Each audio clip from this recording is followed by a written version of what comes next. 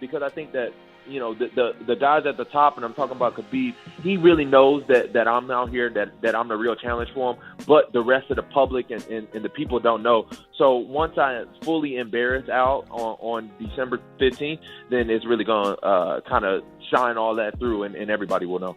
In hindsight, the people, they want to see Khabib really challenge, and I think that I pose more questions than anybody else in the division. So that's really the fight that needs to be had, and that's where I was going to anyway. I'm not chasing no person, so you know, I'm out here chasing titles. Obviously, Khabib and Conor. Let's talk about that a little bit, and then piece all of this together into a larger narrative. What did you make of the fight? You know, I got to keep it real. I called that one wrong. You know, I came on your show and I called it wrong. You know, I guess I expected more out of Conor, and even when I watched that fight, I kind of saw a man that just fell out of love with the game. I saw a man that disrespected the game. They came at somebody with his hands down, and you know, the very first shot that Khabib took, Conor went over the top and tried to out wrestle him. And you know, I guess I expected more from that. I expected him to learn a little bit from Floyd, to have a little bit more of resolve and come in with a cleaner mindset and a smarter mindset. From Khabib, I kind of saw the same holes. I saw the same things that just Conor didn't take advantage of them. To me, it seemed more of Conor losing rather than Khabib winning. And it just made it even better for me to kind of go out there and be the one to take that. I'm honestly, I even said it. I called Conor to win the fight, but I wanted Khabib to win, and you know, I got the best of both worlds. So.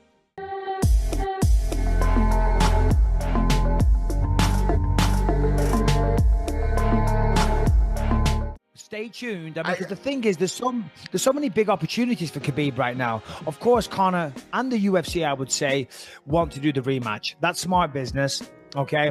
Not smart business for Khabib, if I'm honest, because Conor is a tough opponent and he's a very skilled fighter. I would say that Khabib... Well, he asked for record-breaking money. Khabib, he said, to do the rematch. I don't know. I'm sure Harrington could chime in with this. First of all, also, let me know, weren't they both officially suspended? Harrington, you could probably fill us in on a little bit of the background there, because I know that I read that both Conor and Khabib were suspended, and I also read that Khabib asked for, like, record-breaking money to do a rematch.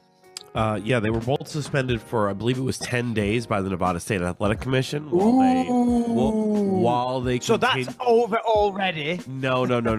They're suspended for 10 days while they look into what the deeper penalties may be. Thank you, sir. May I have another? That's what I would say.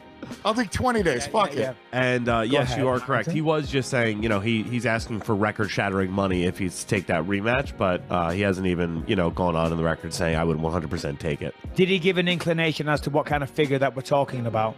No, nothing yet. Okay, okay. See, yeah. Go ahead. He did get an offer. I don't know if you guys saw this yesterday. 50 Cent said, what the UFC's doing to you is wrong. Come fight for me in Bellator. I'll give you $2 million cash. Yeah, I did see that. And that's 50 Cent being 50 Cent lately.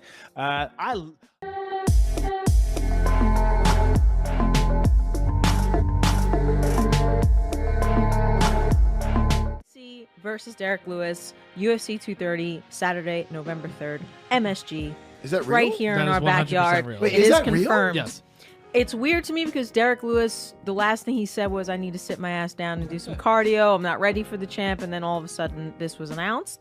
So it was like, oh, interesting. Wow. Maybe he's taking your advice, Matt Serra. Opportunity. Let me get on the treadmill. Wait a second. I don't know, but it's there. What about... This is our new main event. What happened with him? When is he supposed to be fighting Brock? Well, that's the thing. What There's is going no on? specific date for that Brock fight because Brock is still going through the USADA protocol, so he's not even going to be ready until He's early taking next Hey, year, man. so. Not for nothing. Interesting. That's a hell of a chance. I totally agree. I think that credit to DC for doing it and credit for Derek Lewis. Why not? Well, but all I yeah, know that is a risky fight. Very risky. Does DC think that Derek Lewis is that easy of a situation? Not easy, but DC is smart as heck. Never did I mention he never lost at heavyweight? Right. Phoenix, Carnivale. Yes, you have mentioned this. I recall. I wanted to recall. make sure the audience knew. I knew you knew. But I just like to repeat shit. I mean, I pick DC any day of the week over this fight. But we saw Derek Lewis losing and then just throw a big right hand and then take his night-night. pants off. And Right. then, Yes. and then cool his balls off. That's and the was, thing, right? Everybody knows that the way Derek Lewis is going to win a fight is to punch you with his right hand.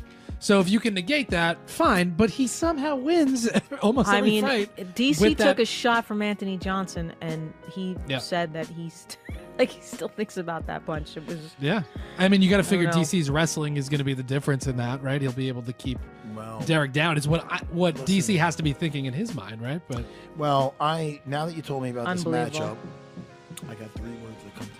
what? Fun, fun, fun. it is fun. I'm happy about And it. it's in your backyard. It is, and I will be there. That's right. I will be Oh, there. that card has a and lot of fun I'm gonna- happening. I'm looking. I cannot wait There's a lot of fun things happening on that for card. November. What is it? 3rd? November Third. 3rd, yeah. November.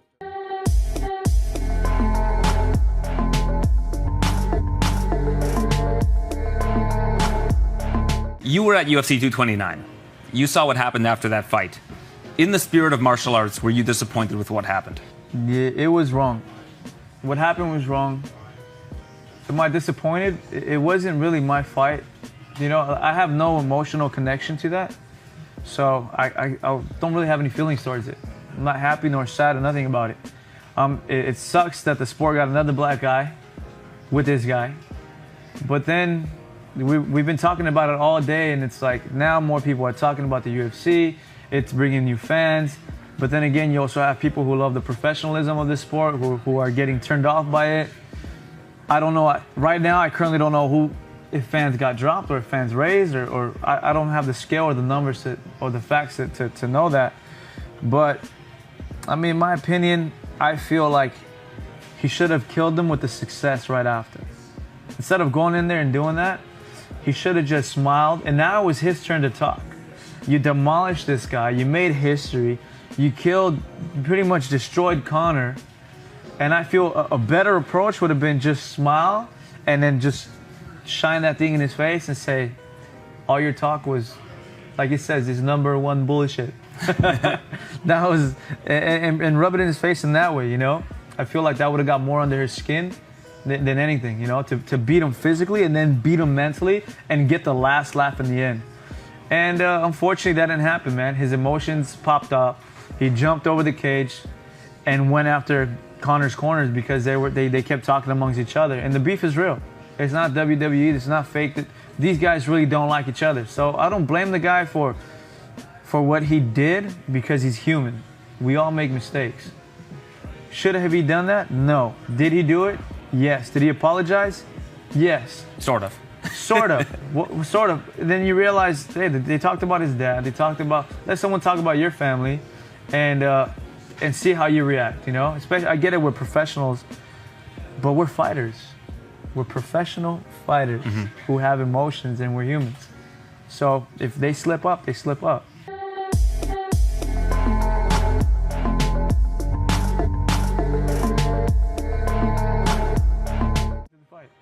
You were offered a couple interim title fights. I know one was against Jeremy Stevens. I'm not sure who the other opponent was. Frankie Edgar. Frankie Edgar. So you declined those. I mean, short notice, it's different types of opponents, different styles. I don't care about short notice fights. For me, I care about the right fight. I've taken fights on 2 weeks' notice. I've offered to fight Khabib on 6 days' notice. I fought Frankie on 3 weeks' notice. It's not a, you know, I'm not down to take short notice fights. It was the fact that if I'm going to fight for a belt, if the interim belt had, you know, value, in my opinion, then I would fight for it. But from what I've seen, this is my opinion, I didn't really have desire for that belt because the people who won that belt, they got stripped. Kobe, stripped. Ferguson, stripped. That girl that just got it, the 25 or 50, whatever the weight class is, stripped. Well, that was the undisputed title for her, but I hear But what I'm you're just saying, still Yeah, though, you know, people are just the getting interim stripped left title, and right. they're getting stripped left and right. Why should I fight for that belt when I have a secure shot with the guy who I really want to show the world that I'm the best fighter against?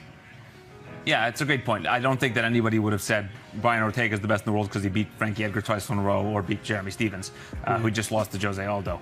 So that's the fight. End of the year. I think it's the best featherweight fight that can be made right now. I don't think there's a lot of people that would argue that. Second biggest featherweight fight in UFC history. Yeah, it's interesting. So people think you are the undefeated young guy on the block, new kid on the block, but you're actually older than Max, which is kind of interesting. I just look younger. Yeah, it just goes to show Max's resume is pretty outstanding. Yeah, he's got miles on him, man. You know what I'm saying? Like, so do I. But he was thrown in the big league at a young age. And he was in the UFC, I believe, like at 18, 19 years old, which is unheard of. And to be able to be successful and have the run as he's had, I mean, the guy's a champ for a reason, you know? But that comes with some miles to your face. And I started a little bit later.